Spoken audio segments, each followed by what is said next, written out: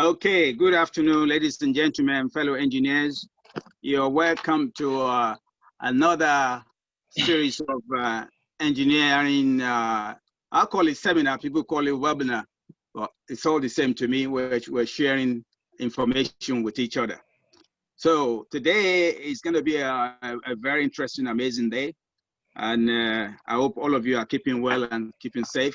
Please, when you come in, please try and mute yourself, because we wanted to make sure it's only people that can speak at any time, and we don't obstruct each other. So I'm afraid I'm recording this seminar or webinar, and I hope all of you agree with that, so that we can have a record for people who are not here with us and want to listen to it, or even for yourself, you want to go back and listen to it afterwards.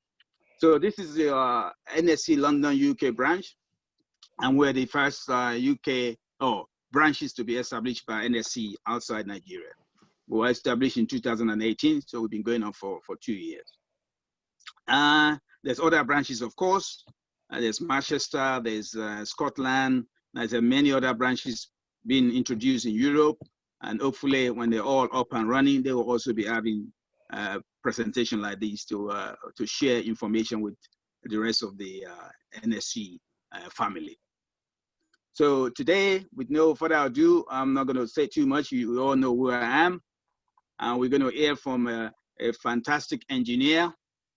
Before that, yes, acknowledgement or accolades, as the Nigerian NSE like to see, to acknowledge our president, Engineer Mohammed Babagana, the executive committee, and also all of you here. I think you're all very important, fellow engineers, architects, and all the branch chairmen that are in this forum at the moment. We acknowledge all of you. I could see almost 70 people on board, so that's wonderful. Right, so with no further ado, today's seminar is about alternative energy, or should I say green energy, which is going to be presented by our brother Air Engineer Solomon Aiwerioba. Solomon is a senior project manager at Orstead Power, the world's largest offshore developers either in the UK or in the world.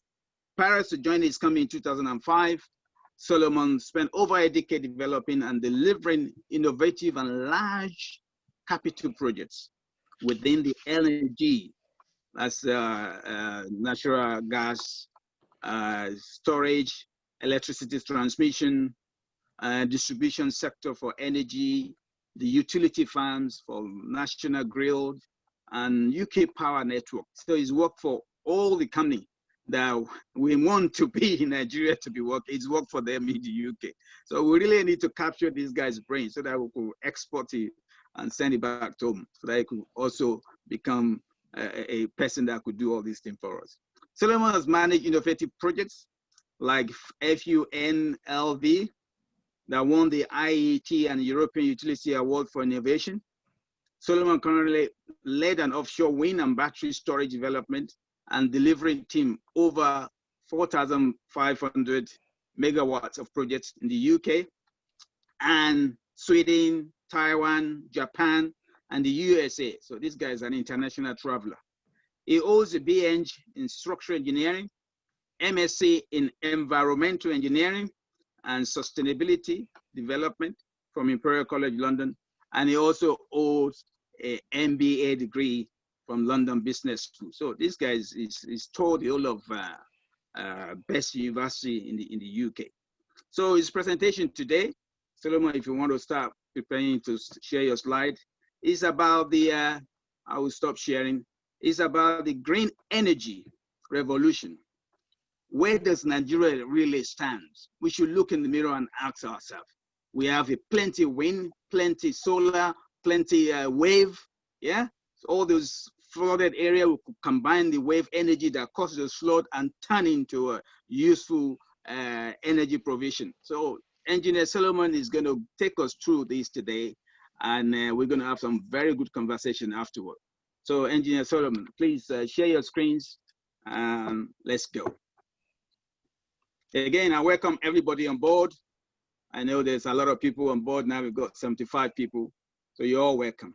So thank you very much, Engineer Solomon. Take it away. Thank you very much, everybody. I think I would first and foremost apologize for not connecting early enough. As you you can tell, we had, or rather, I had a problem with my IT, but I'll go straight to the point. So what do we do here? We are looking strongly at the green energy revolution and understanding where Nigeria is at the moment with the whole plan to get ourselves going. I would just, please, if you don't mind, just pause for a little bit because I am actually running out of battery. I had to change my laptop connection. So if you give me 1 second, please. Thank you.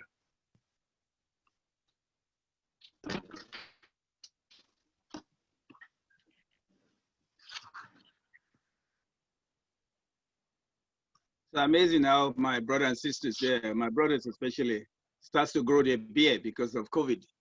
Yeah, I could see quite a few people there with beards I haven't recognized before.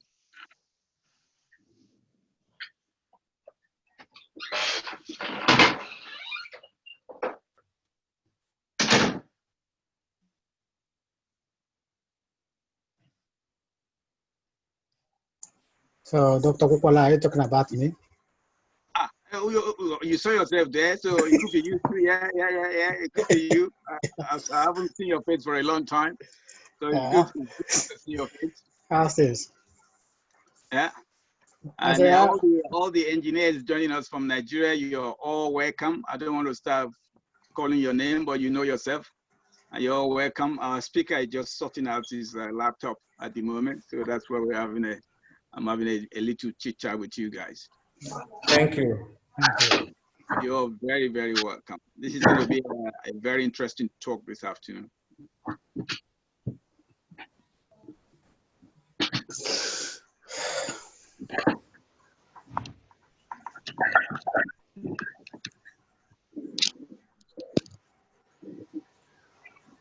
Okay, I have power now. Oh, wonderful. Yeah, yes. NEPA is not at work. NEPA is back, so I shall continue. Now, you need to share your screen again. I think unless your presentation is not up, you need to show us your presentation. Okay.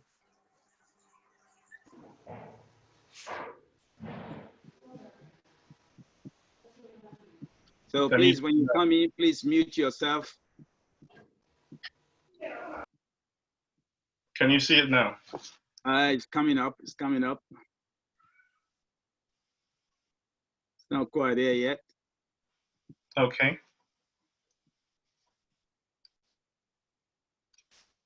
Can you see it now? Nope.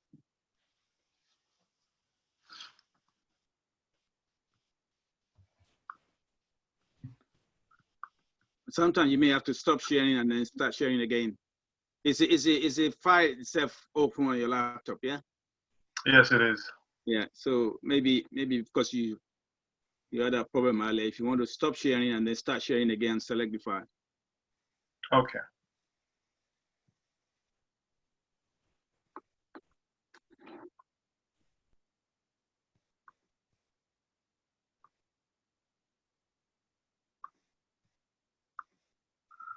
Yeah, we could see your screen, but we could see the presentation. Oh, there you go. Yeah. Yeah. Okay. Wonderful.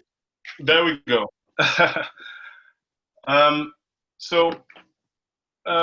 When Dr. Sunday asked me to give a presentation on a topic, I did think about it strongly to understand what could I possibly say that would, add value and be more meaningful to the audience, which is Nigerian engineers. And I mean, for me, I am a specialist at the moment, or I work very strongly within the offshore wind industry.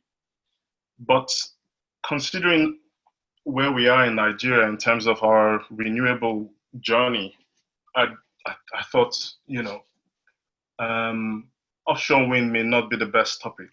So I thought to myself, it's probably best to understand where we are as a country in terms of our green energy drive and where we really want to be and how much achievements we've made so far. Hence the topic, green energy revolution. Where does Nigeria really stand? And so what I intend to do today is to talk you through what I see as, or where I see Nigeria at the moment, and what's driving this green energy revolution, and where we need to be, or rather where we need to be going forward. So I'll kick off with the agenda today, to give a very quick introduction to the topic, to talk about why we even bother going down this line of developing our green energy space. And, I would move on to show you where we are at the moment and what the way forward is. And hopefully we'll have some time to answer some questions. Okay.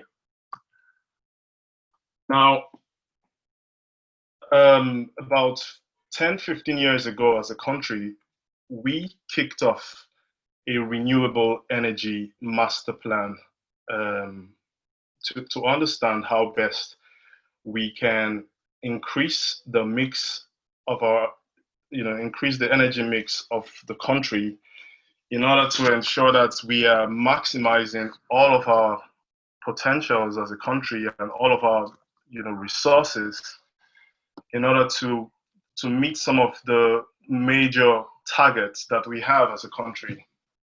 And so I thought the best place to start was to look at the National Renewable Energy and Energy Efficiency Policy, which was launched on the 20th of April 2015 by the Goodluck Ebele Jonathan administration. I think that was about a month before he left office. But this particular efficiency and energy policy is what's particularly driving some of the latest works we are doing now.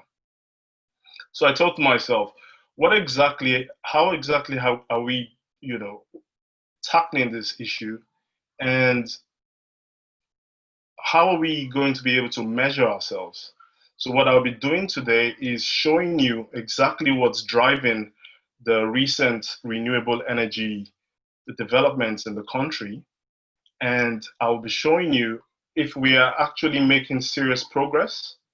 And we'll move on to tell you where we, to my limited knowledge, where we really need to be going forward. Now, I'm not sure if everyone is fully aware of the Nigerian Vision of Nigerian Vision 2020. Now, this vision was pretty much kicked off in 2009 to ensure that as a country we hit, we get into the top 20 economies in the world in terms of GDP and everything else. And one of the main drivers that the government thought would ensure that we get there was to make sure that we are able to increase our energy space, our energy production, and not just increasing the energy production, but also ensuring that we are able to, have universal access of this energy everywhere. So one of the drivers of this NREEP policy was to meet this Nigerian Vision 2020, to ensure that we develop our energy resources through, the diversification of our energy mix, because at the moment we are very, very strongly reliant on oil and gas for our grid-connected electricity. And also to foster international cooperation in trade and project development in the ECOWAS region, in Africa, and in the world in particular. I'll talk you through what we have at the moment as a country in terms of the energy mix. But before I do that, I would also want to mention that as a country, we did say that we did commit to the United Nations Sustainable Development Goals. And this sustainable development, one of the sustainable development goals was to ensure universal access to affordable, reliable, and modern energy services by 2030. And why do we need to do that? Why do we need to even bother? Because we are a country that is endowed with abundance of renewable energy resources. I mean, from a solar perspective alone, we have over 207,000 gigawatt hour of PV generation potential. Now, this is just looking at only 1% of our available land space.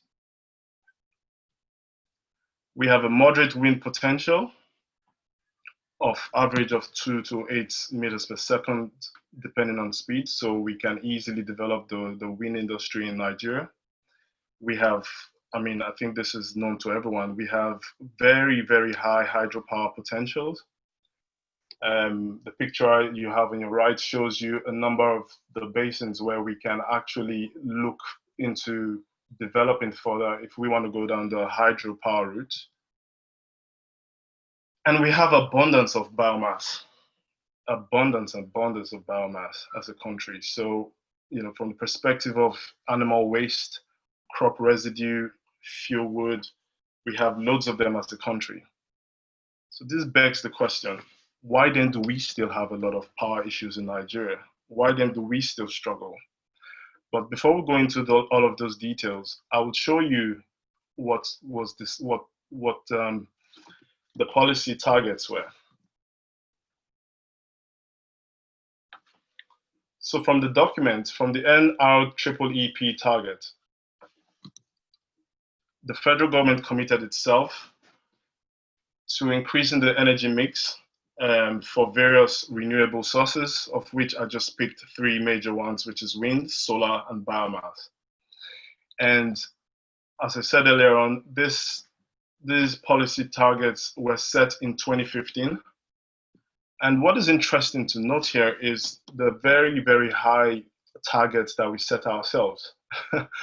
I mean, this policy was set up in 2015, and we had already started thinking, or rather, we gave ourselves a target of 117 megawatts of solar generation for 2015, that same year, whereas in 2012, we only had about 12 megawatts. So sometimes, as a people, we do set ourselves targets that we are not, that, I wonder whether we really have the intentions of meeting, but that's a story for another day.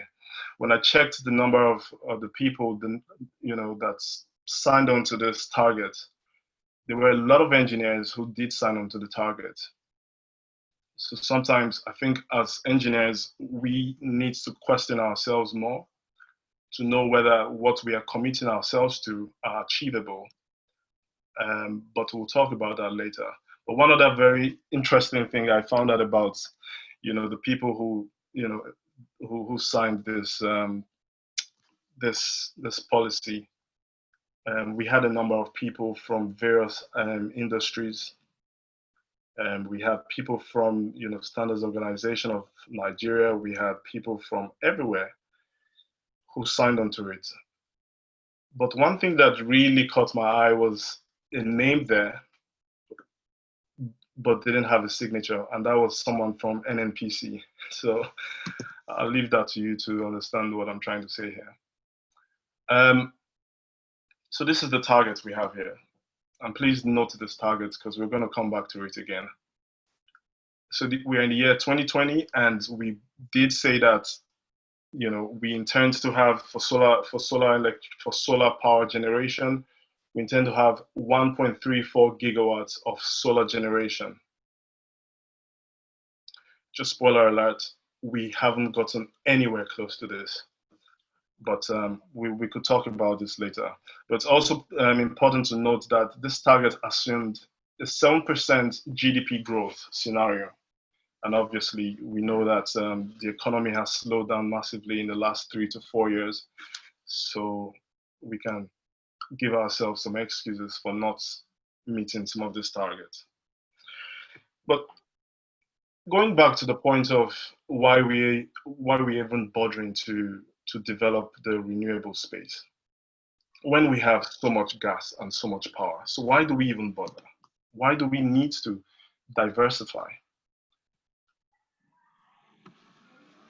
And one of the reasons why is, there is a dwindling demand globally for oil and gas resources. I mean, you don't need to go too far to see some of the headlines we have lately on oil and gas, and how a lot of the big oil companies are writing down their assets because of the increase in reliance of renewable energies, from offshore wind to solar to wave energy, and the increase of even battery storage. So the oil industry is coming up, it's receiving a lot of challenges to its business case. And as a country, we shouldn't fret about this. This is just one of the headlines we have here. That even at $10 a barrel, oil traders are still not buying our oil. This is just in April of 2020. Demand for Nigerian oil going down.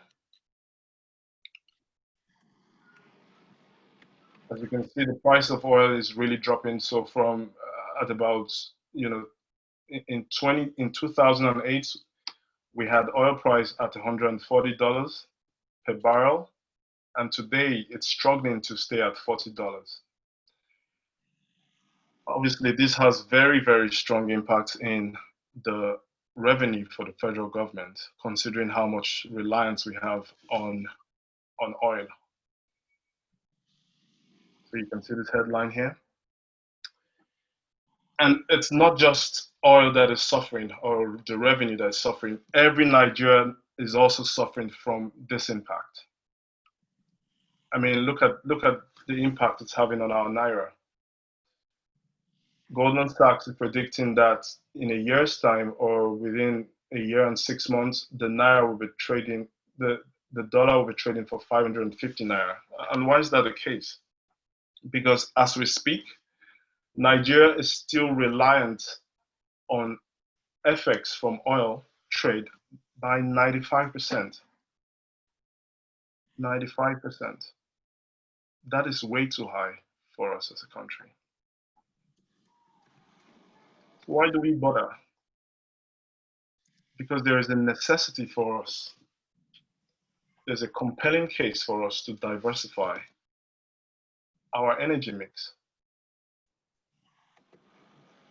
Currently, this is the energy, this is what it looks like from a grid connection perspective. We have hydro providing 2,340 megawatts.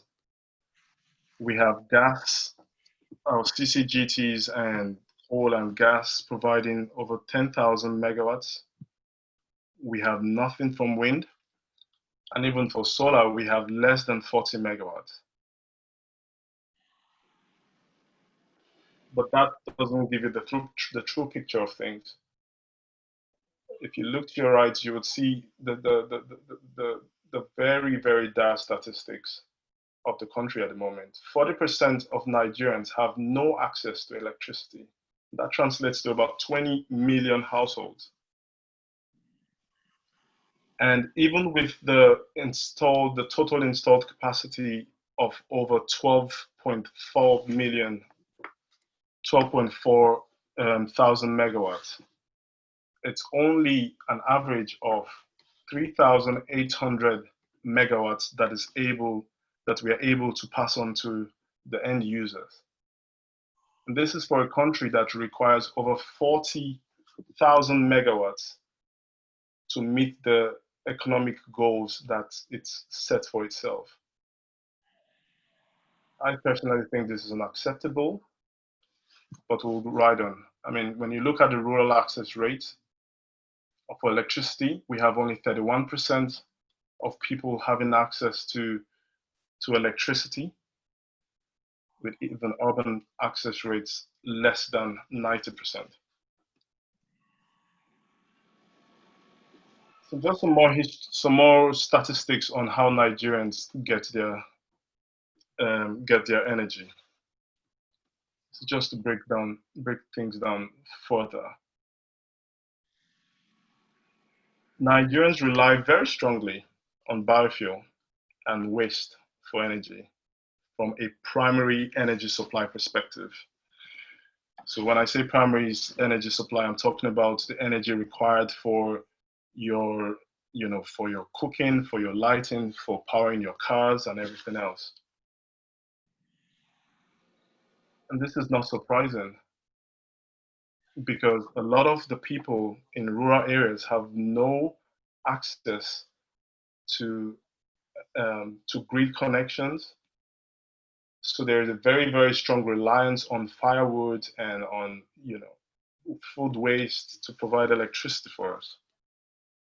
With biomass, biomass taking up over 74.5% of the total primary energy supply for the country.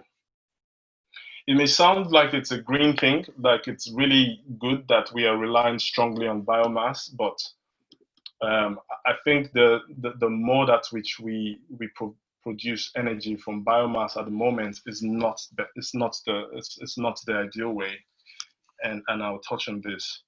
But again, the fact that we rely very strongly on biomass as well, it has its own dire consequences. Because one of the topics or one of the issues that this affects massively is deforestation. And I'll use a case study to buttress this point. Aiwerioba Fossil Reserve. This is one of the largest forest reserve we have in Nigeria. It lies about 200 kilometers south of Ijare. This reserve was established in 1936 and in size is about 400 square kilometers. And it's host to different animal species, including threatened primates. So we have we have animals and various stuff like the red-capped mangabees, the Nigerian white-throated guineans, that have this reserves like this as their natural home. But growing demand for wood is causing problems for this place. Between 2001 and 2018, 30% of the forest cover was lost. So if you look at the picture on your left, the red and the deep red pictures show you the tree cover loss that have been experienced between 2001 and 2018.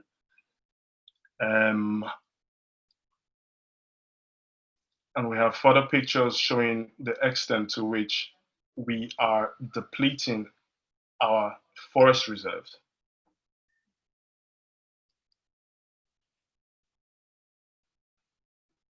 It's interesting to note that the depletion increased massively in the last 2 years, and at this rate, considering how urbanization is increasing and how we are still heavily reliant on wood for not only heating but also for other aspects like furniture and all of that. I think there is a big issue we are facing here as a country that needs to be seriously addressed. Another aspect that I want to talk on is the environment, in terms of why we need to diversify our energy mix. So from an improvement of health and environment perspective, just look at the stats here. An estimated 240,000 barrels of crude is spilled every year in Nigeria. And these have very, very dire consequences, not only to the health of people living around the Niger Delta and other areas, but also to infant mortality. Nigeria has been noted to be the 10th highest polluting country in Nigeria from an air pollution perspective.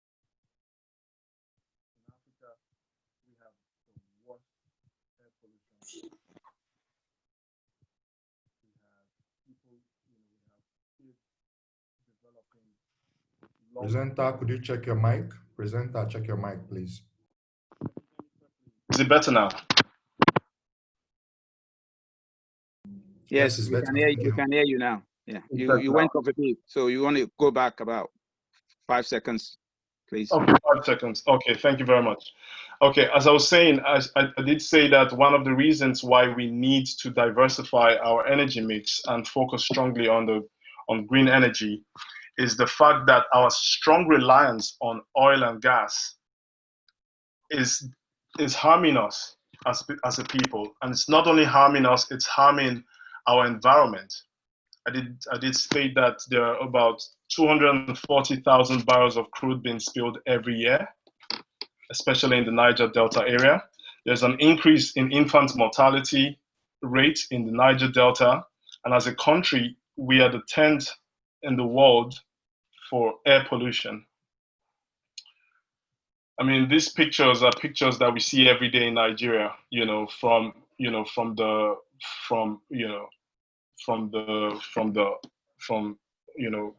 things like the spillages and the traffic issues we have in Nigeria. We can see how a strong reliance on fossil fuel is really harming us as a country. As a country, we are still flaring gas massively because we need the oil. And just to think about it, if we do not rely so strongly on oil and gas, we would not be flaring as much. If we are so strongly reliant on firewoods to heat up, for cooking and for heating and for everything else, it would reduce the air pollution in the country. Just some more statistics we have here. Air pollution kills more Africans than other major risk factors.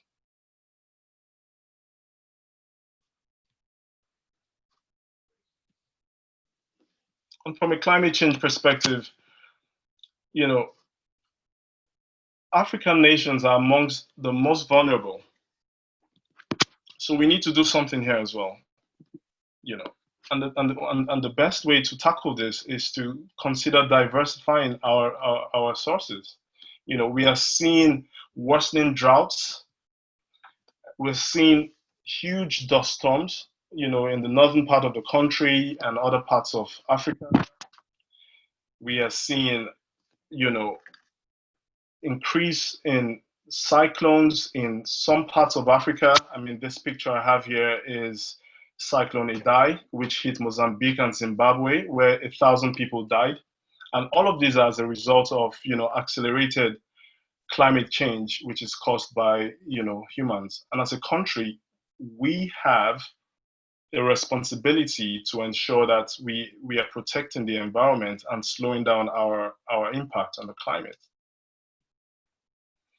This is a picture of mudslide or landslide in Kenya.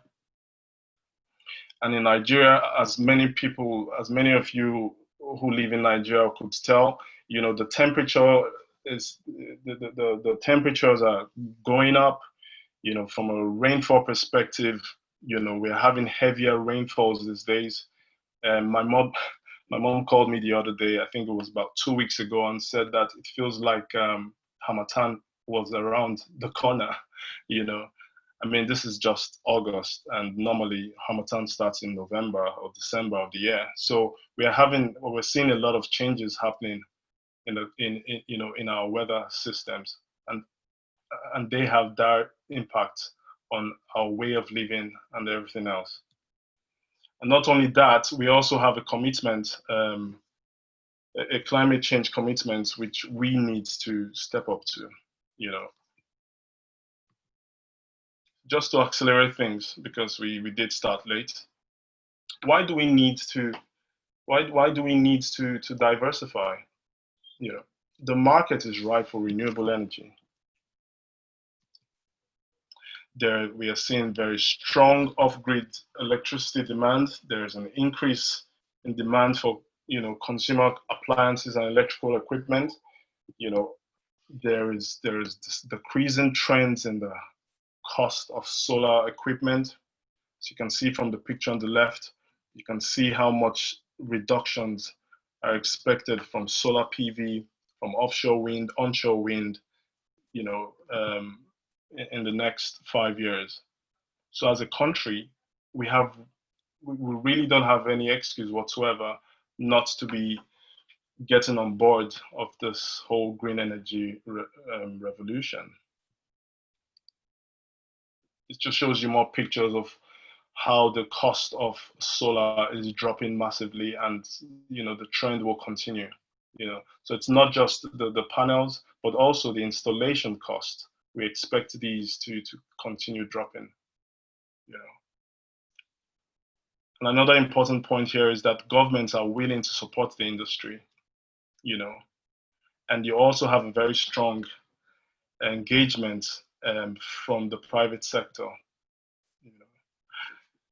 One other aspect, is the fact that in Nigeria, we spend $14 billion, between $14 and $16 billion a year on inefficient and expensive generations, like using, backup generators and all that for our energy resources.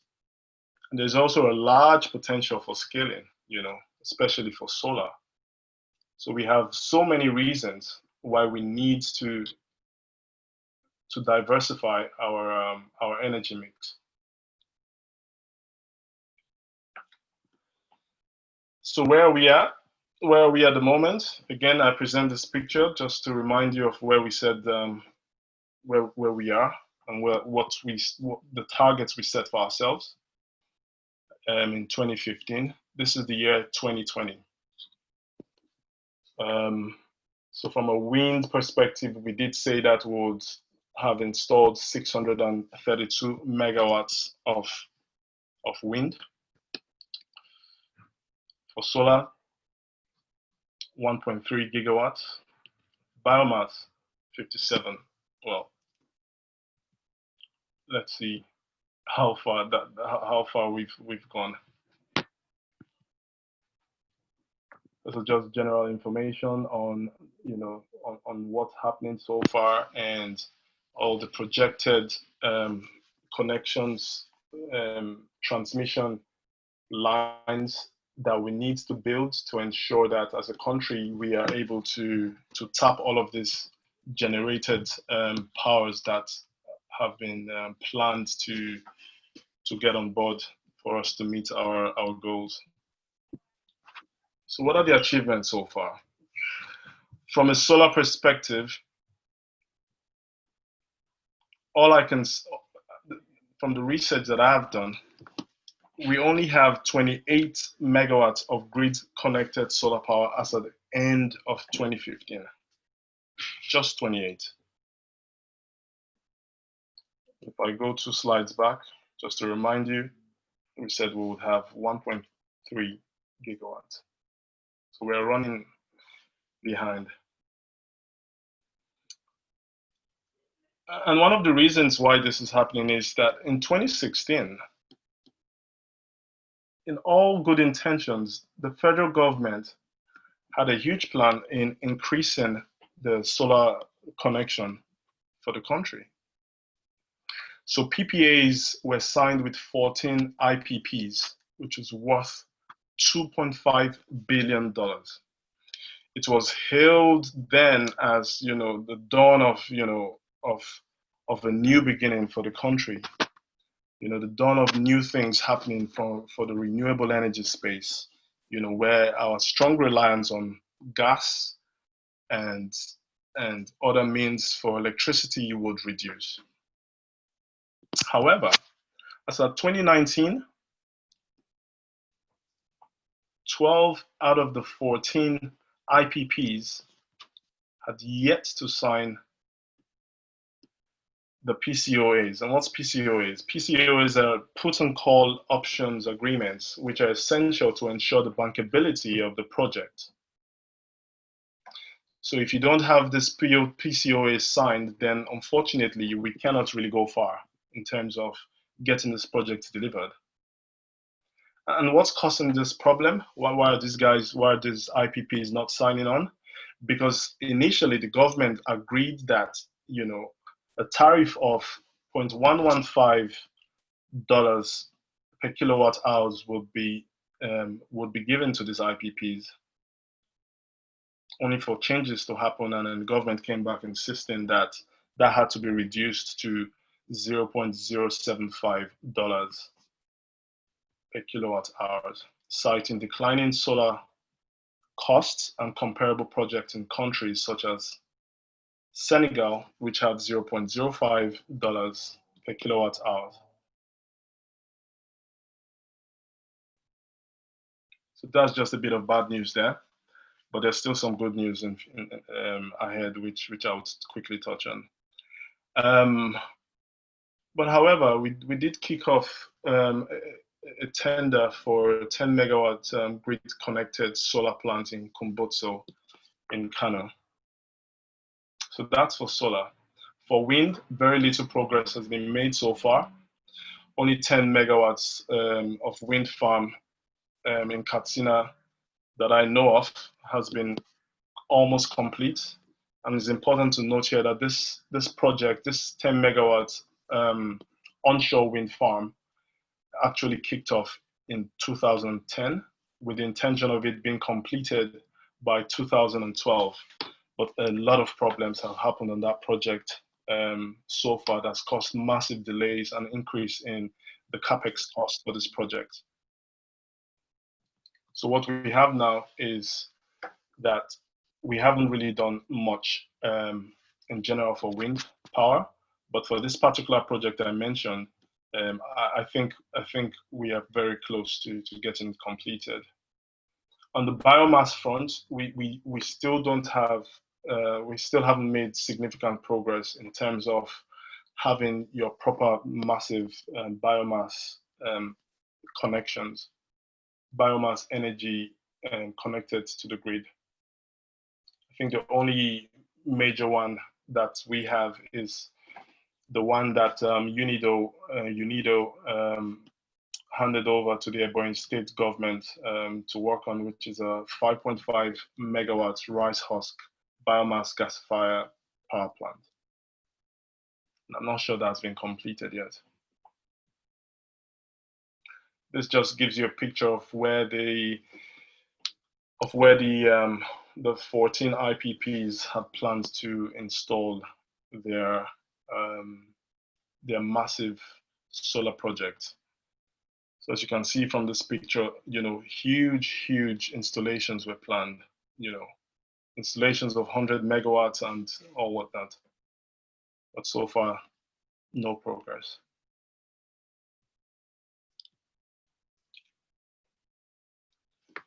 So I've been focusing strongly on the on-grid connections, but there is another side to the story. We have a lot of off-grid solar installations happening in the country. One of the good news stories is the one being provided by the government through the Energizing Education program, which has led to solar plant installations in 9 universities, with 28 more universities and 7 teaching hospitals targeted. You know, of the 9 universities that we have installation of solar projects going on, only one of them, you know, we could actually boast of having a fully functional electricity and a system going on, and that's the Alex Ekweme Federal University in Ndufu Alike. I hope I pronounced that properly. So this is a 3.5 megawatt, sorry, this is a 1 megawatt connection, solar connection. But other than that, we have other connections. We have the Unizik one,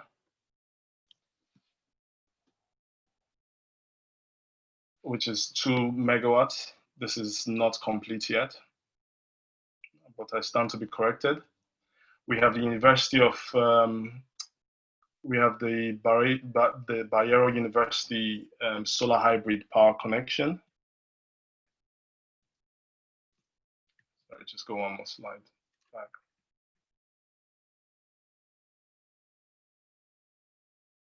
And we have others. We have a 2 megawatt connection at the Usman Dan Fodio University in Sokoto. That's a 2 megawatt connection. So as you can see from my bullet points, we have some really good progress here. Yeah, you know, the federal government only recently launched a $75 million grant for renewable energy projects over the next 5 years. We have over $350 million in funding from the World Bank and $200 million from the AFDB for solar and hybrid projects.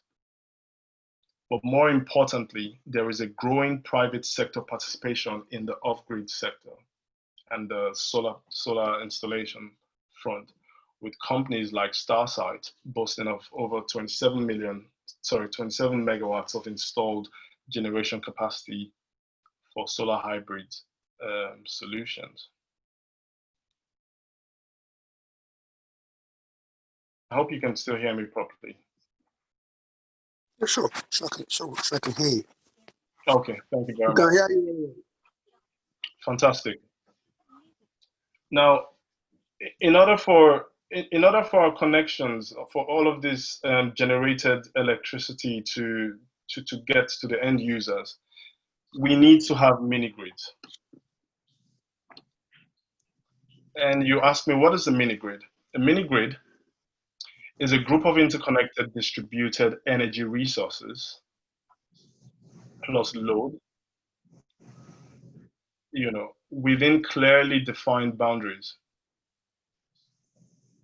So what you have here is, you know, on your left is a graph or pie chart rather, just showing you the number of mini grids that have been installed in the world, you know, by region. So we can see how massive mini grids are in Asia and how much, you know, the sub-Saharan Africa is picking up its reliance on mini grids. But back to Nigeria, because this is the focus here. In Nigeria, we are seeing a strong, well, we're seeing, you know, a good increase in the number of mini grids being installed in the country. However, only 2.8 megawatts of capacity of mini grids have been completely installed as of December of 2019. So when we have all of this massive solar connections online, you know, I think we still need the mini grids to help connect them onto the end users. Another point I need to touch on very quickly is the progress we are making in, you know, the main grid transmission and distribution. I'm sure a lot of us have heard about the Siemens deal with Nigeria, which was nicely perfected for us by the German government. So this deal, it's known as the Presidential Power Initiative with a value of $2 billion. And the idea of this is that at the time Siemens have completed their work in helping the country in delivering operational capacity targets for the country, we would be able to connect over 25 1,000 megawatts of electricity. This project comes in 3 phases, with the first phase already kicked off by the government when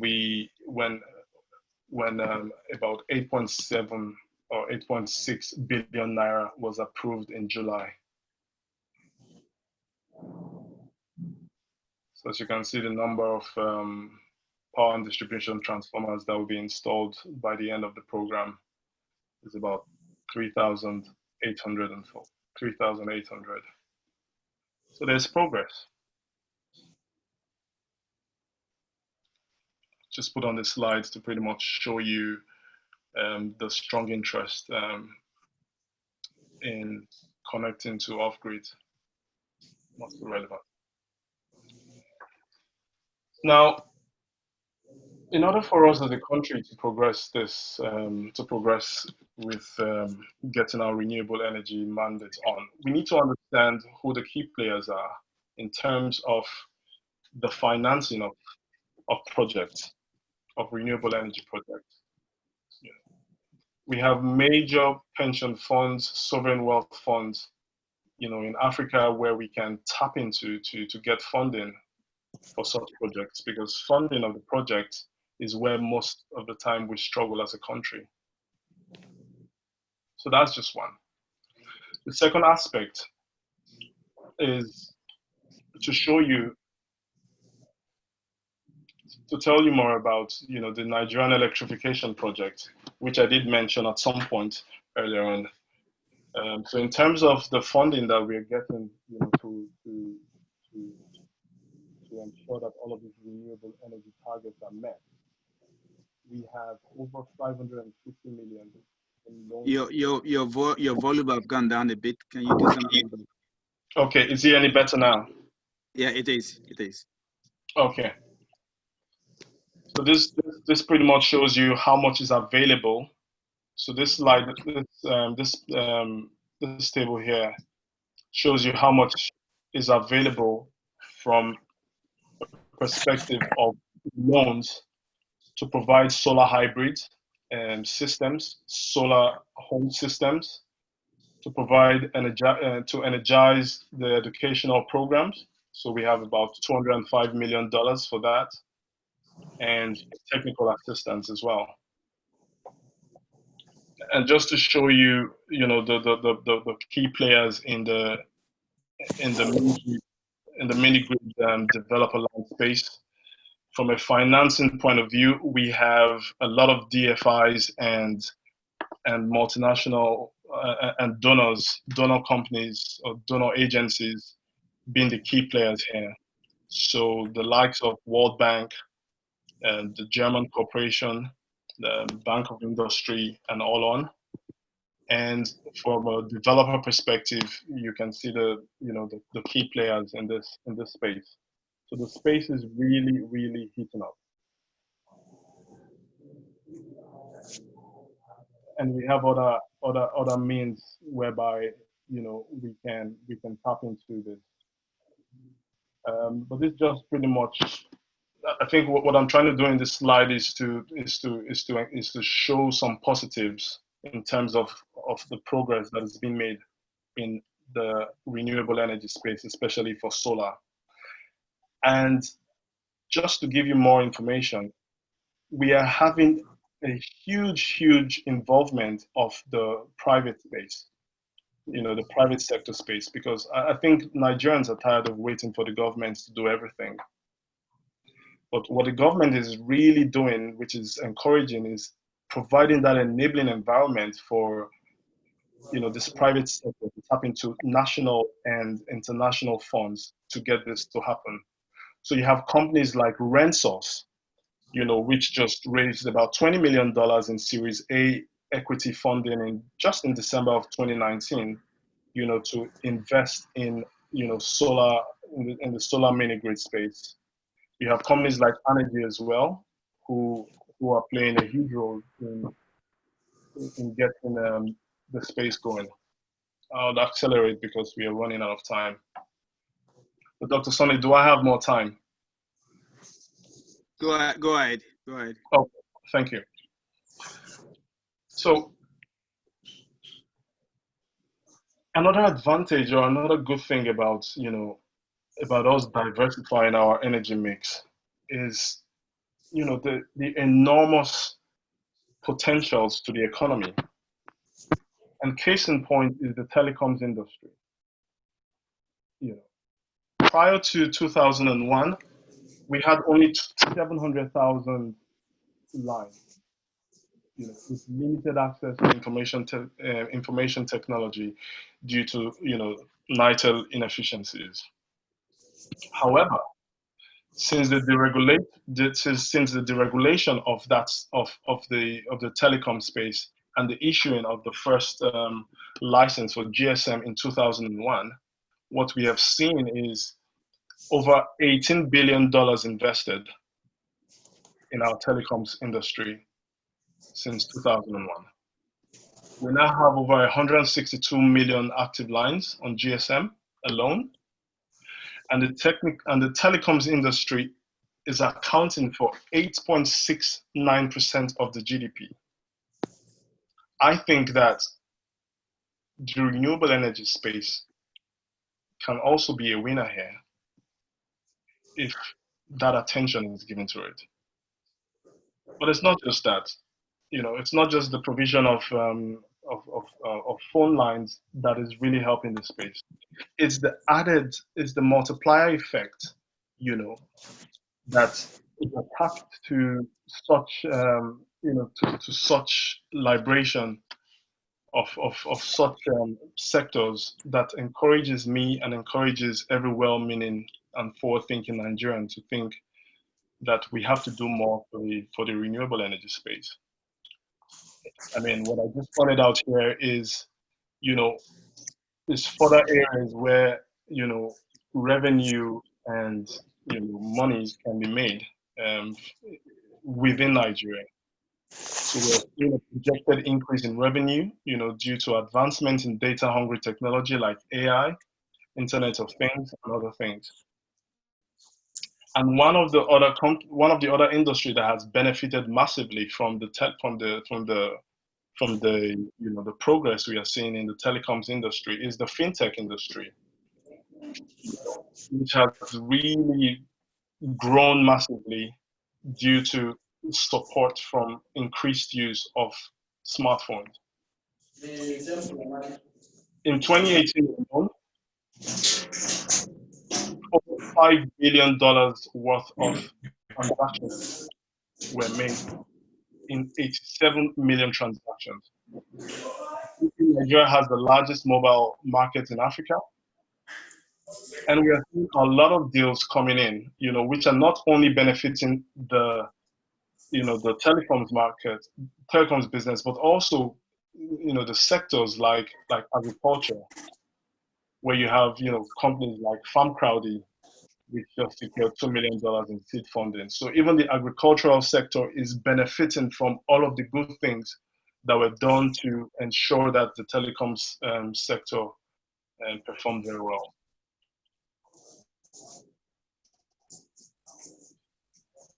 So going back to renewables, what are the possibilities if we're able to improve the renewable space? From a health sector perspective, we can see how much we can make from my bullet point here a year. From off-grid solar cash markets, the educational sector, the public lighting sector, water supply, you name it. There are so many benefits that can be gained from developing this. And some of the things that can really help make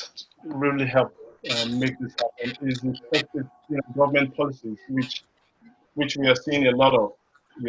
I did mention about the NREEP policy, which is sparking a lot of growth in the industry. We are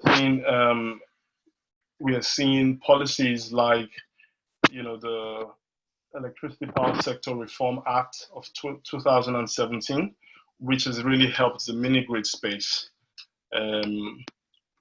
And some of these government bodies are not just going as far as, they're not just stopping at providing policies, but they're going as far as helping, the private sector to engage. So we're seeing some positive things here. And this is these are the key messages that I really have to pass on here, But even though, we are doing our best, we need a joined up approach, from multi-agencies in the government to ensure that these things happen. The table I just showed here shows the comparison between Ghana and Nigeria in terms of importations for solar. And if you have time, I think we could share the slides with you later on. You could see how Ghana is doing a lot to encourage the solar energy space. Whereas we are doing our best, but I think we can still go further. I still think that the customs duty on solar panels and on batteries and inverters are still too high. Whereas in Ghana, you have customs duty exemptions, for solar products.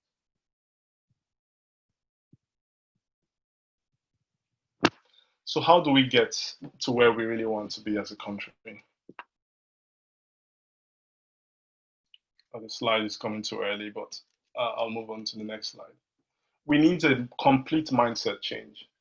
You can see a picture of a very nicely prepared Nkobi here. I think as a people, we need to start thinking about, differently about what we see as enjoyment. There's still this strong notion that if you are eating very good food, regardless of, how healthy it is or not, you are living a good life. I think we need to have a mindset change there. We are passing too much. I mean, it's good for the economy, but I think as a people, we need to become more serious.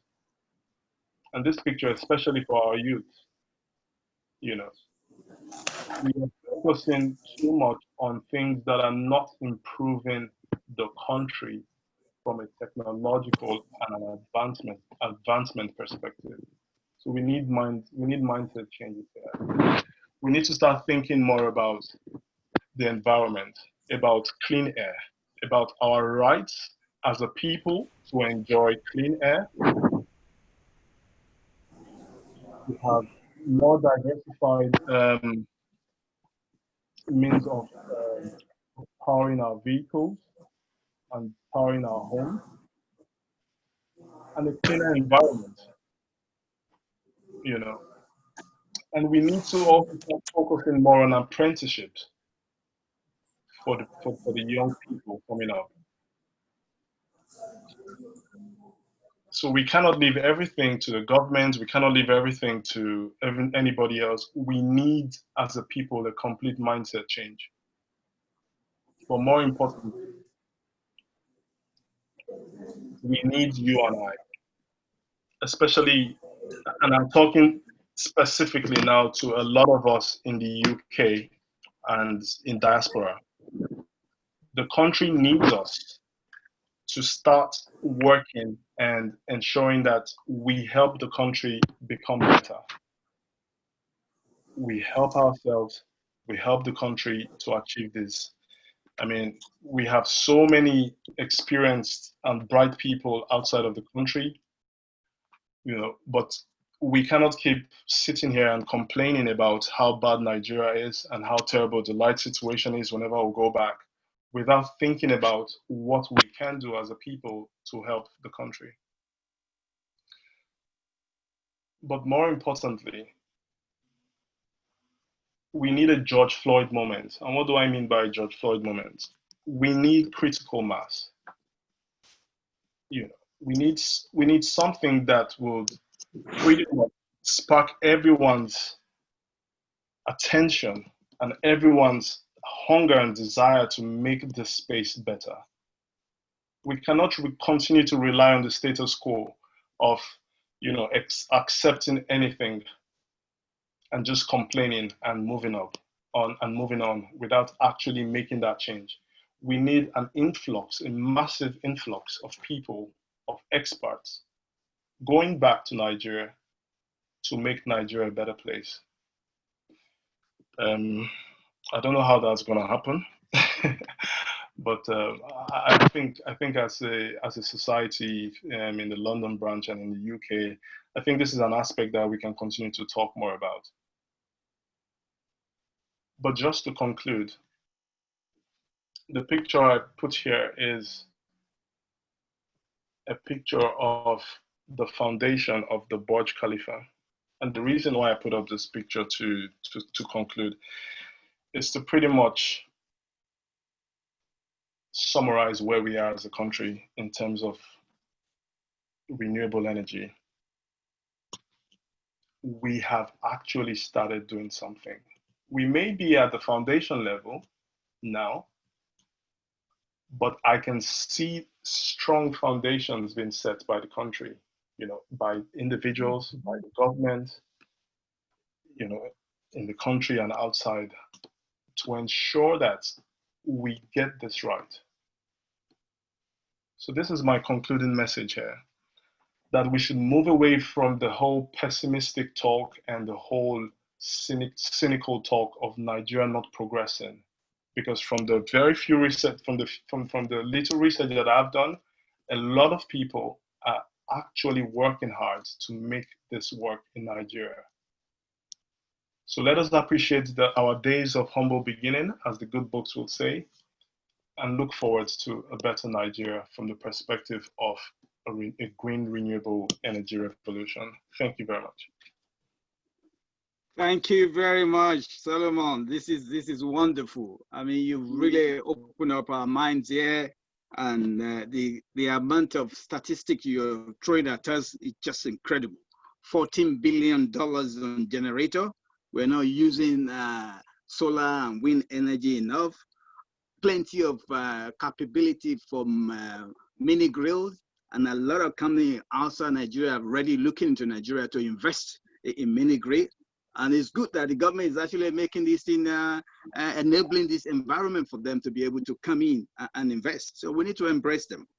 And for me, the $2 billion deal with Siemens, I think that's a good start. We just hope that, you know, they will be able to complete that project, because I know Nigeria will set too many agendas. 10-point agenda, 11-point agenda, we don't achieve much. So I hope this particular one will be able to achieve a lot. So thank you very much. I really appreciate that. And the mindset.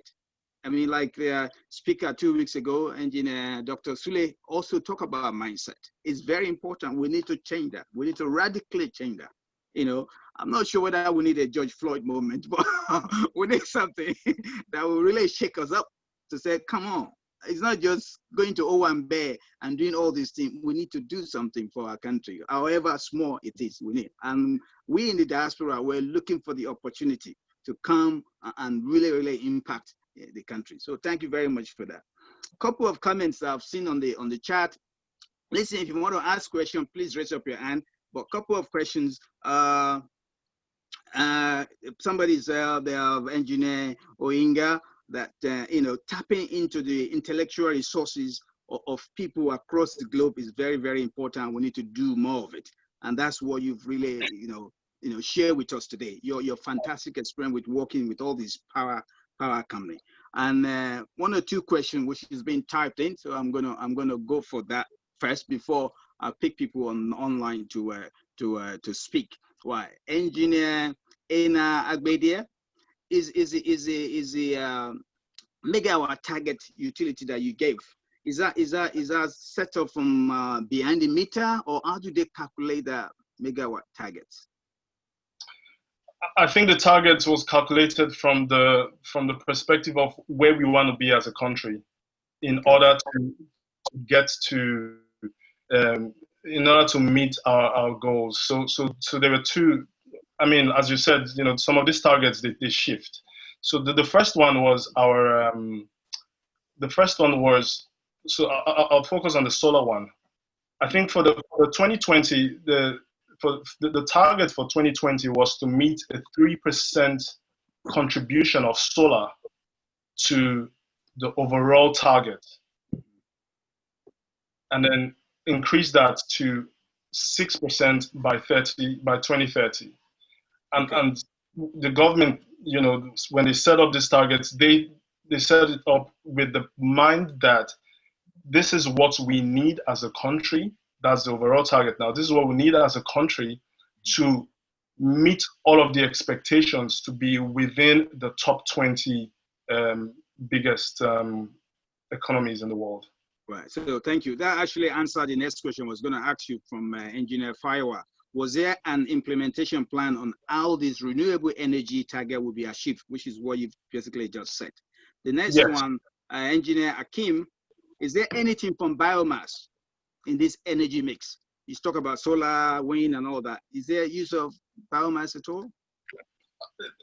At the moment, the use of biomass from a large scale conversion to energy is very low, unfortunately. I mean, considering how huge the potential or the resources we have as a country for biomass, which is massive. I think it's only solar that compares to biomass, but it's so low, which is understandable because a lot of the large scale biomass plants are expensive. You know, pyrolysis technology is not cheap at all. So as a country, we need to find cheaper ways of tapping into biomass for small and medium scale use, as against just, you know, letting people continue to rely on firewoods or burning of waste for electricity. Okay, thank you very much. Engineer Moses, can you unmute yourself and ask your question, please? Okay, thank you, Solomon, for the excellent presentation. I'm just wondering if focus in Nigeria is to depend on gas rather than solar or renewable. My personal experience is, this is very personal. I speak to corporate clients like banks, and the answer they immediately give to me is they rely on diesel generators for their main operations Monday to Friday. They don't really see the economic value of investing in solar because they might as well rely on their generators to charge their batteries and possibly run over the weekend. And they could use what we call the auto gen start. So the batteries get recharged with the gen if the battery gets depleted. So my question is solar really economical at that scale for businesses? Oh, thank you very much. It's a very good question you've asked. I think solar can be economical. I mean, I did share a slide that showed how much reduction we are seeing in solar panel costs and even in installation. But solar on its own, it's not going to give us that. You know, we need to have a combination of, you know, solar and battery storage. Just this year, I completed a project, an execution project in Taiwan, where I installed a 1 megawatt battery storage project for a university. And I mean, these guys, they are not relying 100% on the battery storage and solar combination to provide everything they need. But it can serve as a backup until the prices get to an extent where it's able to get I would want to say grid parity, or be able to be as competitive as gas. So I think it's just excuses. Come on now. You know, right. Thank you very much. Excuses. Engineer Mohammed Shehu, please, your question. Thank you very much, Mr. Chairman, and thank you very much, presenter, for this wonderful presentation. Basically, my question is will basically focus on RDP research and development. Currently, there are a lot of researches going on when it comes to this renewable energy. My question will be specific actually into the offshore renewable energy, where you will have a single offshore wind turbine generate up to 8.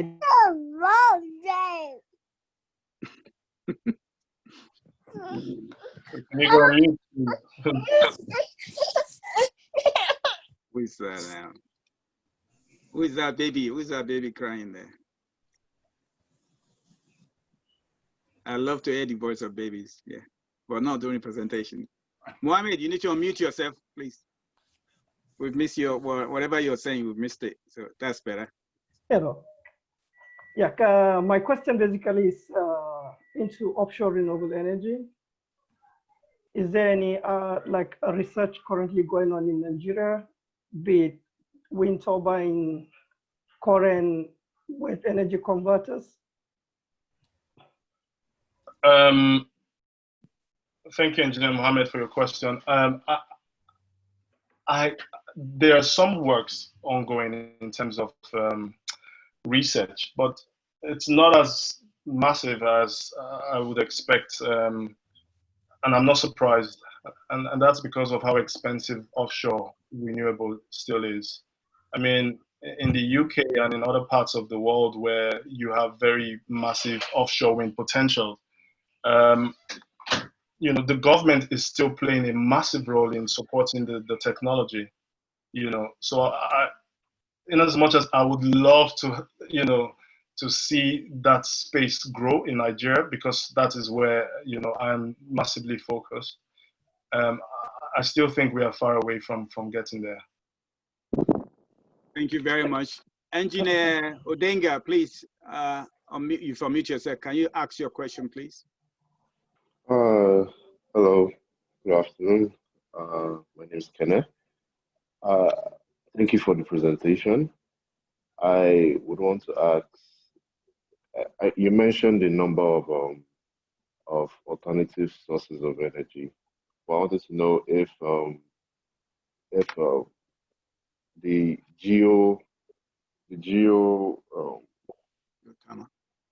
geothermal energy, if it's also a viable source, if it's also something that could work in Nigeria. Yeah, I did come across, I must say I didn't focus so much on geothermal because there were very sparse materials on geothermal energy, but we do have a number of places that that are viable for geothermal. But I think as a country, I don't think we have done enough to make it commercially viable, just like many of the other renewable energy sources that we have. And so it's not really been one of the main targets or one of the main focuses of the new policies and targets that have been set by the federal government to harness. But for me, what I would say is that, you know, it's lofty to want us to get into offshore wind and, you know, geothermal and wave. But for now, they are still very expensive. We cannot afford to tap into these things for now. We have solar right in front of us, right? We have biomass, right? We have wind, all, you know, onshore wind, albeit to a very limited extent. I think as a country, we need to focus on these key, cheap, and easily and readily available technology. I think that's why I focus very strongly on solar here. So that's the point I really wanted to make. Thank you very much, Solomon. Engineer Oville, please unmute yourself and ask your question.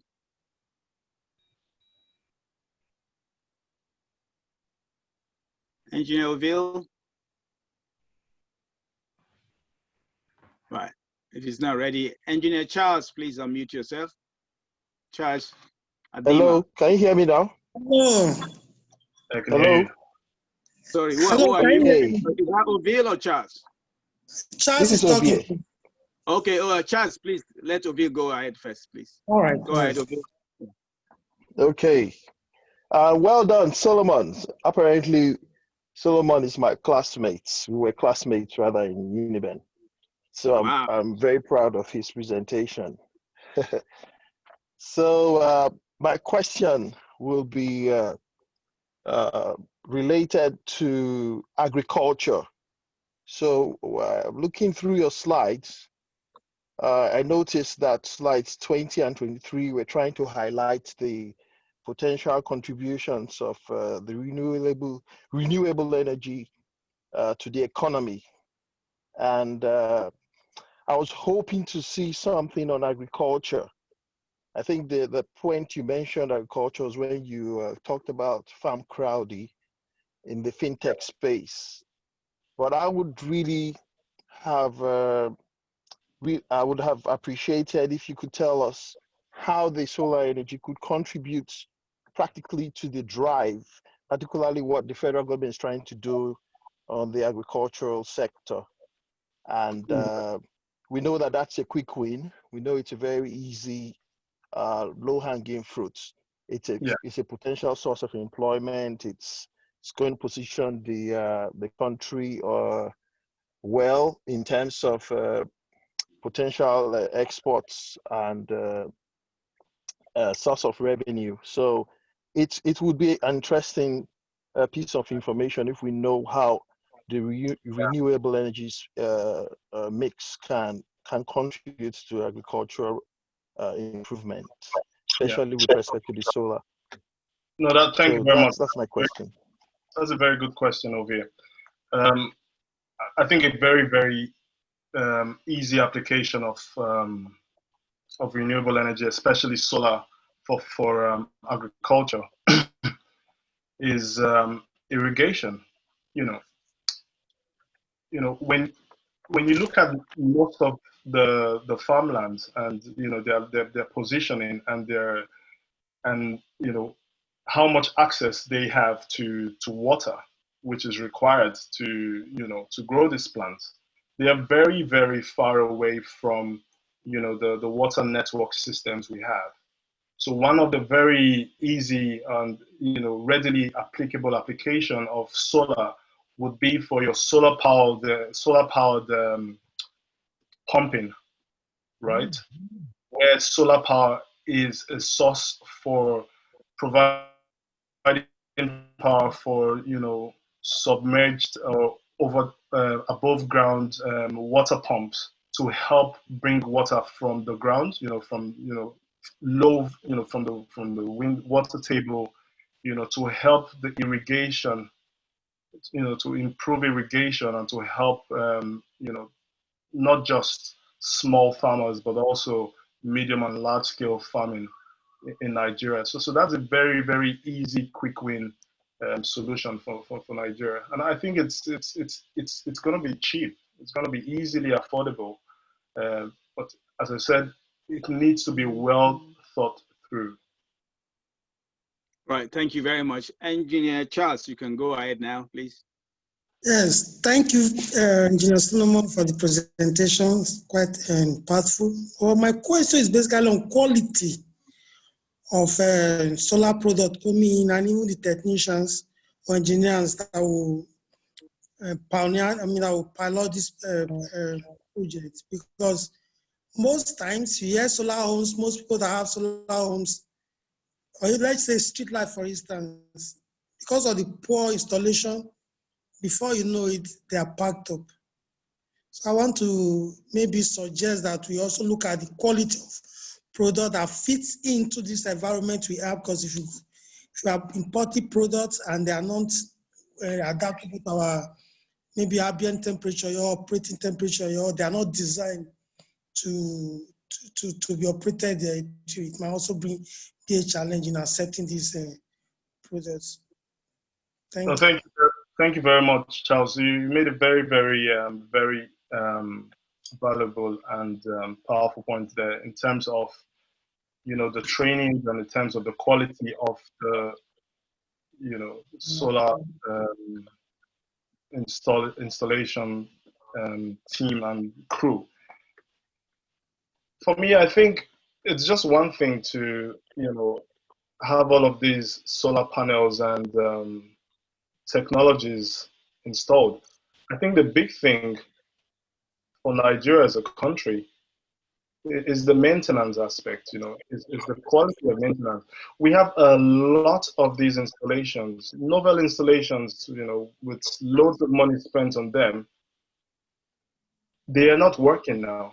And why they're not working is because we have a very mediocre mindset when it comes to maintenance. We like to just buy new things and leave them there expecting that they would work forever, And so I think, and I know I didn't really touch on educational side of things because that's a whole different ballgame entirely. It's a big space. But, education is key. And for me, one of the best way to get this sound quality education is to know how the best people get it done. It's to know how they get it done. And unfortunately, a lot of the experience don't lie in Nigeria. So there is an avenue for, not just the Ministry of Education now, but private sector to work in this space to make it happen. You and I don't know where you live, but in the UK, we know how expensive it is to engage, the plumbers or the carpenters or, these type of vocational labor, labor, maintenance can be a huge market on its own right. And we need to start thinking differently. We need to move away from just thinking about, project and project and project. There is another side to it, which is the operation and maintenance, and we need to focus on that. I totally like that point you raised. Thank you. Thank you very much. Engineer Gabriel Ige, please. We've only got about 10 more minutes to go, so please make your question very short, please. Okay, thank you, Dr. Pukwola. Engineer Solomon, thank you very much for your great presentation. My question is this: are we working towards manufacturing the components of this solar panel systems? Otherwise, we're just going to end up importing at great expense. Yes, that's the direct answer to your question. We are working on it, but I think like I don't know if you were involved in that debate we had on the WhatsApp group the other day about steel. We face huge competition from Chinese solar panels. So regardless of how much we spend or how much effort we put into manufacturing solar panels in Nigeria, I still don't think that would be good enough. The government needs to provide a good balance between encouraging the solar industry by not just shutting out solar panels from outside of the country, but providing grants and encouraging local producers to produce solar panels. But the main question is: are we ready? Are we really ripe to manufacture solar panels? Could that be beneficial for us? Maybe that's the question we need to ask. Maybe we need to get to a level where we, are able to build on, the cheap solar panels we are getting from China and from everywhere else in the world, get the industry, up and running, and then come up with, with tariffs, to discourage the continuous importation of these panels and encourage the, local manufacturing of it. Maybe that's the strategy we need to adopt as a country. Thank you very much. We will continue that later in the group. Okay, thank you very much. Dr. Shehu Adediran, please ask your question. Yeah, good afternoon, everyone. And thanks, Engineer Solomon, for your presentations and the amount of knowledge you've disposed today is phenomenal. Thanks for that. My question is this: I'm just looking at the realistic side of this, of the green thing. This green energy has been around for a while. It sounds to me that it's more of a political thing most of the time rather than the reality.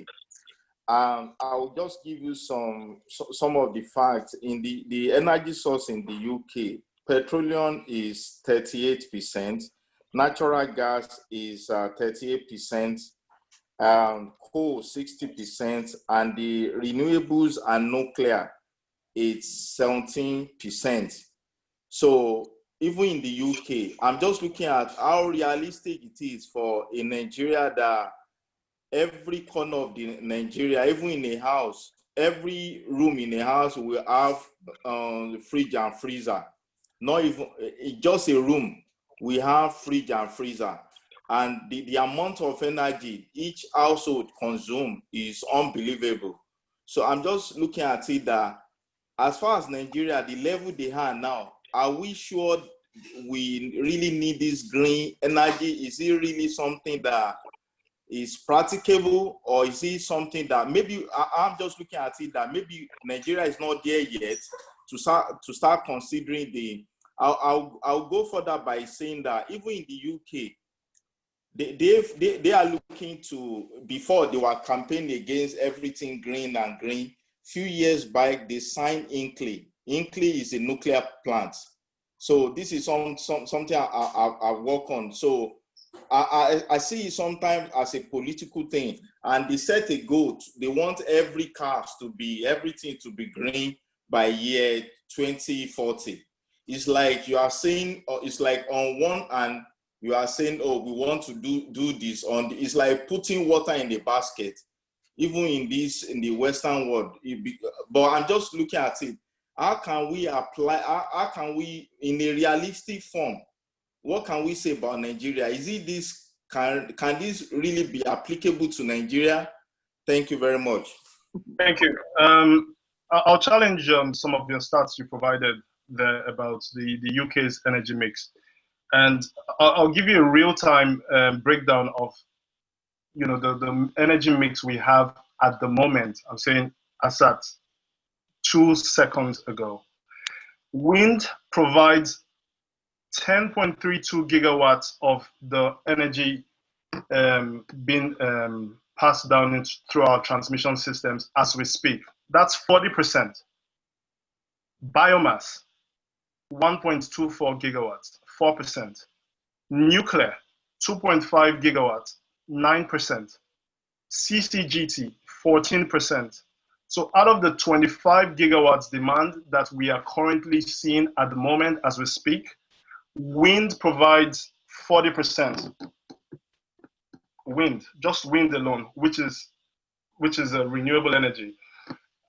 On top of that, I'll add another thing that the UK government just agreed on just last year, that they would increase the offshore wind generation by 30 gigawatts by 2030.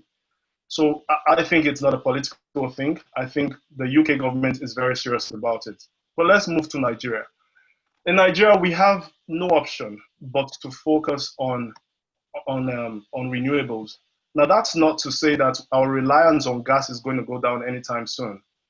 I did share a graph there that showed, how our reliance on gas would even increase, to up to 2030, to 2040, 2050. It's going to increase even more than it is now. However, the market that renewables is trying to capture is that market at the moment for very expensive production like that we get from generators. We spend $15 billion, $14 to $16 billion every year. So on average, the cost of electricity from generators is about 75 cents per kilowatt hour, compared to what you get from solar, which is between 5 and 15 cents. So we're talking about 20% lower. 20% lower. So this is not a case of the government playing business. Renewable is now very, very commercially viable. So it's not a case of us just looking green and just looking pretty. No, we are moving away from it, and thankfully it's getting cheaper and cheaper. So again, that education, that mindset needs to move, needs to be changed from thinking that going green is expensive. It's actually cheaper than we think. And even going further, we are not even considering, the health impact. I mean, how do you cost it? People are dying. I think in the UK, I saw a stat the other day that said that the UK government spent, I've forgotten, more than $15 billion, pounds, on NHS just because of air pollution related matters. So we have a lot of incentives to change our energy mix, not just the price. Thank you. Thank you very much. Thanks for that. Just a quick response to that. If you look at the data from some of the Scandinavian countries, which probably you must have got some data of that as well, Sweden, Denmark, and all that, which they are really, we can say those are green countries. If you look at those countries, it's not really, it's not just an individual thing or a firm and all that. The government's impact or contribution, it's significant. It's not really, I'm not sure if we have enough data to say it's sustainable or it's cheaper than any other form of energy yet. What's your response to that? Just in 1 second. We just started a journey, and it's a marathon. All right. It looks pretty now, but when you consider how expensive carbon is going to be in the next 10 years, we have no option but to go green. Okay. Thank you very much. That's a very interesting conversation there, Engineer Dr. Adediran. Thank you very much. I could see at least 8 or 10 of you still want to ask questions. I don't think it's going to be possible because I'm conscious of time, and I don't want to keep people waiting. There's people online that wanted to go to other meetings as well. So I'm going to be very selective here. If I didn't ask you to ask your question, please type it onto the chat, and Engineer Solomon will respond directly to you or to our group. We have a WhatsApp group that we'll correspond to. So I'm going to ask Engineer Sani Moazu, please make it very, very short. Can you please unmute yourself and make it very, very, very short? Okay, thank you, Engineer, for this wonderful presentation, and thank you, Doctor, for organizing the meeting. So my question is on what do you think is the profitable feed-in tariff to break even for solar photovoltaic projects that are connected to the grid in Nigeria? And what do you think is the most profitable levelized cost of installing standalone PV system in Nigeria? Because based on what you said, the government approved 0.076 for this consortium of companies that sign an agreement with them to generate solar PV electricity, which when you look at it, at the current exchange rate is about 28.5 kilowatt hour, 28.5 naira per kilowatt hour. The current rate by which this cost in Nigeria are charging people is about 48 naira per kilowatt hour. So I don't understand how solar project is going to be profitable in Nigeria based on what the government is planning to approve as maybe the general feed-in tariff for generating PV electricity. Okay. Engineer Solomon, you want to answer that very quickly? No, that's a very good, sorry, should I go on? Yeah, go ahead. Okay, that's a very good question you've asked. I mean, no one is saying that the prices are completely are cheaper than gas and all of that. No, we need to have all of the infrastructures in place, all of the mini grids, all of the main grids in place to ensure that these prices drop. I'll give you an example of why we have to start somewhere. 2014, I worked on, 2015, I worked with colleagues of mine to develop Hornsey 1, which is an offshore wind project in the UK. I think it aired on BBC 2 nights back. And at the moment, it's the largest offshore wind farm in the world, 1.2 gigawatts. Now, when the government set out its the auction for offshore wind for this project, the levelized cost of electricity was that the government set was £145 per megawatt hour, right? That was for 2014. By 2017, the project I worked on, which is Hornsey 2, which is about to be completed, the levelized cost of electricity that the government set dropped from 145 to 57.5 pounds per megawatt hour. Within 3 years, we were able to drop the UK government was able to drop the cost of electricity from offshore wind to almost a third. And the projection is that it's going to drop to zero in no time. Now, why do I say this? At the moment, a lot of the solar projects that we are seeing in Nigeria are still not 100% viable. They are being supported by incentives, not only from the federal government, but also from donor agencies and DFIs and other institutional investors. But what it's doing is that it's giving us that foundation to build, all of the infrastructures required to make it cheaper in the future. And this is where our focus needs to be, not on the now, because for now, we need to see that the projects are viable because we are getting incentives from private and public places. But we have to start the journey now, to ensure that in 10 years' time, we will be given oil and gas and all of these other conventional energy sources a run for their money and keeping them out of business. And this is where we are going. Thank you very much. Engineer Akim Baba today, a very, very quick one, please. Unmute yourself.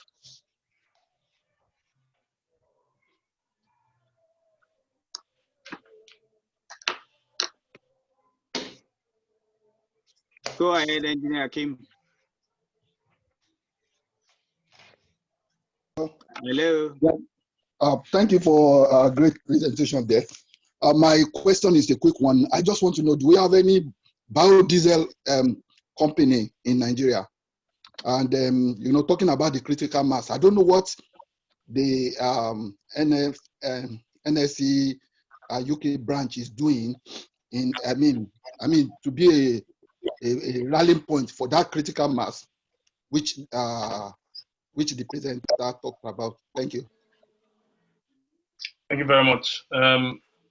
Unfortunately, I don't have any strong information for biodiesel, but I hope that one of my colleagues here can answer that question directly. Biodiesels, they're not the cheapest, right? They're not.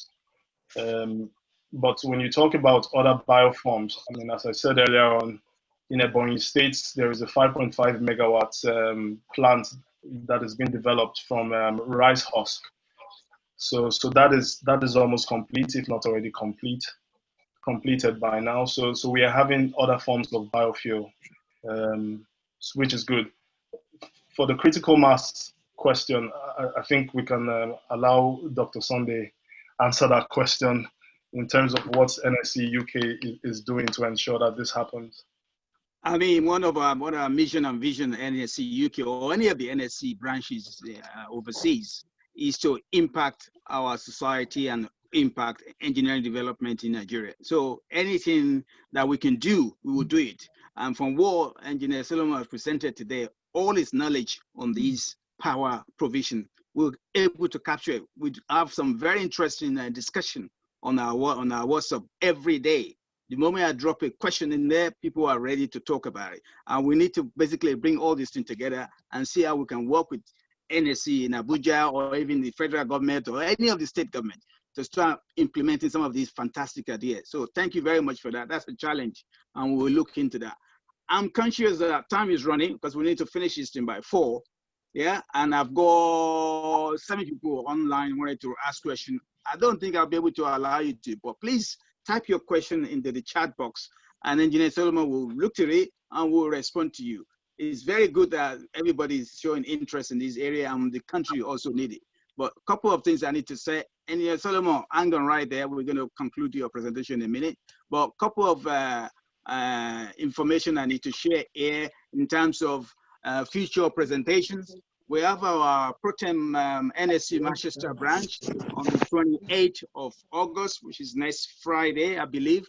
They got a technical session on thinking outside the box, technology disruption in the post-COVID West Africa. And it's going to be given by Professor Ola Unduku. And that's going to start at 5 p.m. And Nigerian time is the same as the UK time. Please make sure you join us for these. And as far as the NSE London branch is concerned, we have a very, very interesting presentation coming up in 2 weeks' time, the 5th of September, where we have our very good friend. We just added it to our WhatsApp, and he has kept people awake until 1, 2 a.m. in the morning. Yeah. So we have Mr. Chief, I call him Chief, Ayo Akife.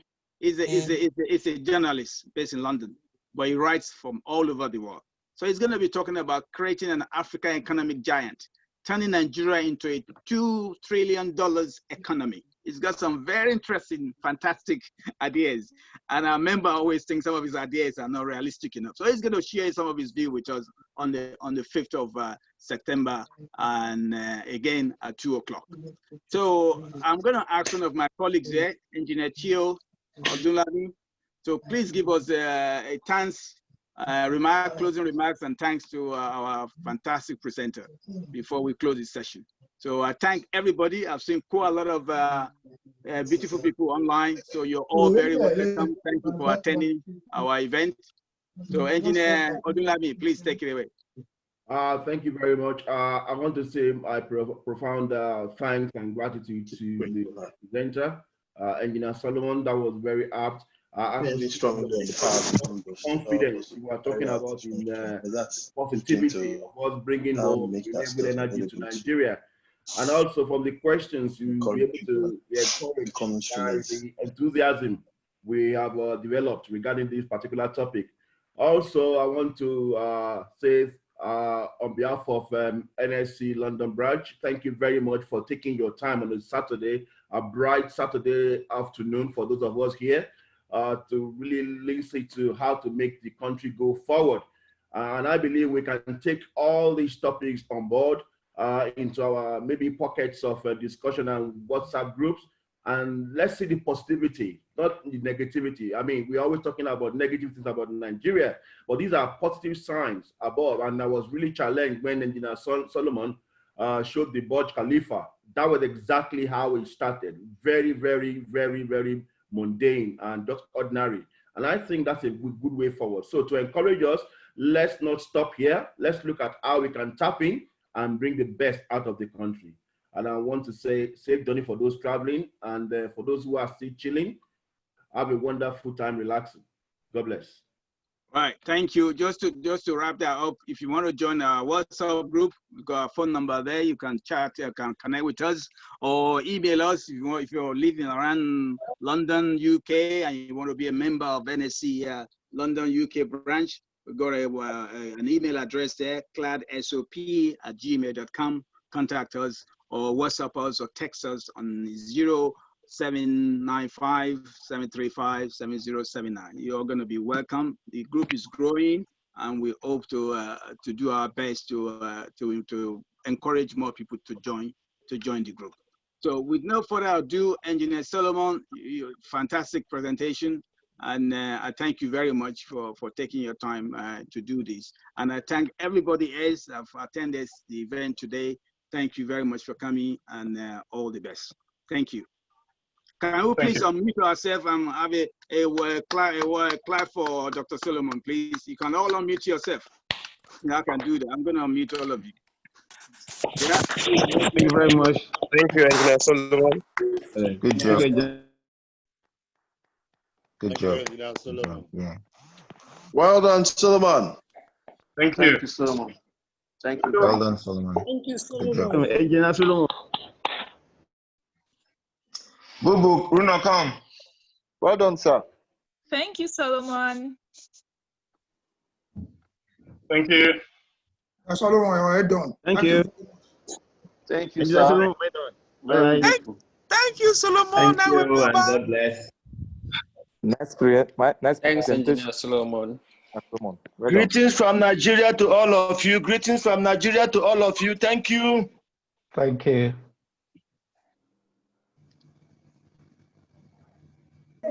Thank you, Engineer Solomon. Thank you, Solomon from Germany. Dr. P, are you going to share the recording? Thank you, Solomon. Dr. Thank P, you, Solomon from Canada. are you going to share the recording? Yeah, thank you, Solomon. A wonderful presentation.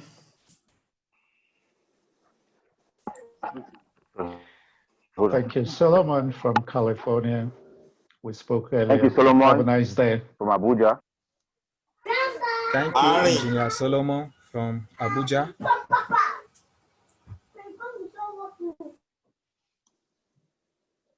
Can you bring my phone Thank you. charger? Well, let me see if it's... Engineer Solomon from Port Harcourt. Thank you. Nice presentation. Thank you so much.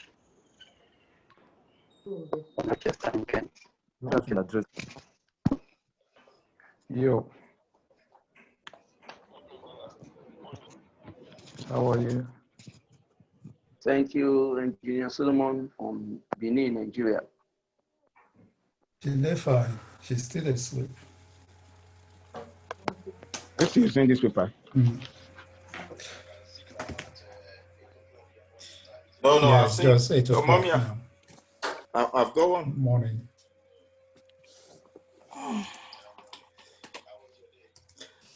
Well, the day is just starting, so I didn't go for a walk.